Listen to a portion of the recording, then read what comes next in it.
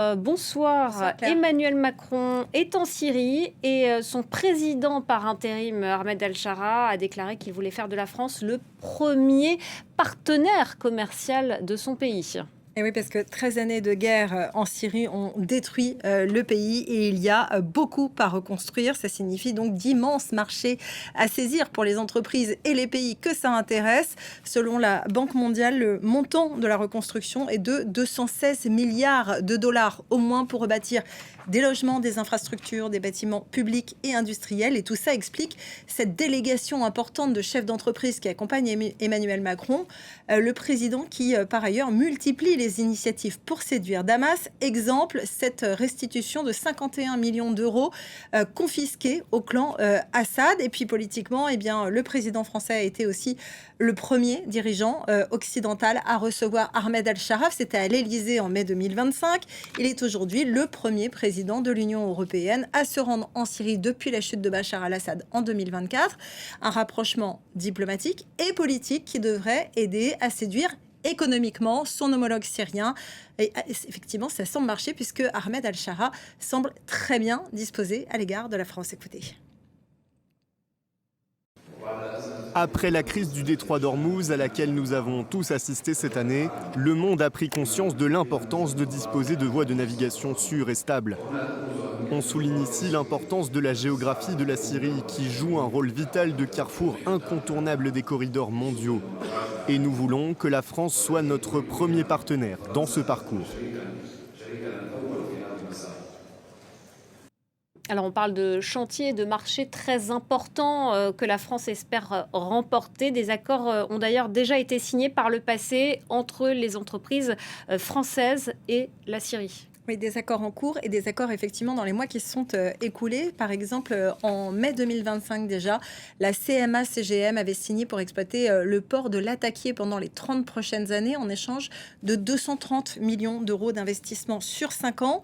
Le PDG Rodolphe Saadé, qui est d'origine syrienne d'ailleurs et qui accompagne Emmanuel Macron, vient d'ailleurs d'annoncer un investissement supplémentaire de 200 millions d'euros. On a aussi Total Energy, par exemple, qui se dit intéressé dans l'exploration pétrolière, gazière et le développement d'installations solaires.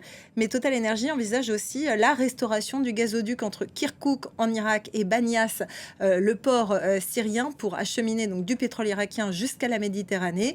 Ce sont des contrats qui sont annonciateurs évidemment d'un renforcement des échanges commerciaux entre la France et la Syrie. Ce sont des échanges qui existent d'ailleurs depuis extrêmement longtemps. Si on remonte le cours de l'histoire, en 1536 déjà, on voit que le roi François Ier avait obtenu des faveurs pour les marchands français. C'était le sultan Soliman qui avait accordé des avantages juridiques, notamment pour les marchands français.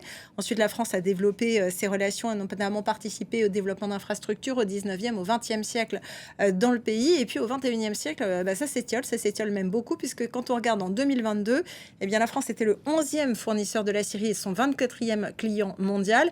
Et puis la Syrie, de son côté, était 151e cliente de la France, 161e fournisseuse pour notre pays. Et ça veut dire qu'en 2025, en fait, les exportations françaises ne représentaient que un peu plus de 27 millions d'euros et que les importations de produits syriens en France, ça représentait un petit peu plus de 4 millions d'euros. C'est dire une goutte dans l'océan. Voilà, donc la France, elle est dans la course, mais elle n'est pas la seule. Et la concurrence, elle s'annonce sérieuse, d'autant que le blocage du détroit d'Ormuz a remis la Syrie au cœur de la carte des échanges entre Méditerranée et Asie. Oui, cette position géographique, elle est stratégique pour la Syrie, qui entend bien en profiter, surtout en cette période difficile de reconstruction.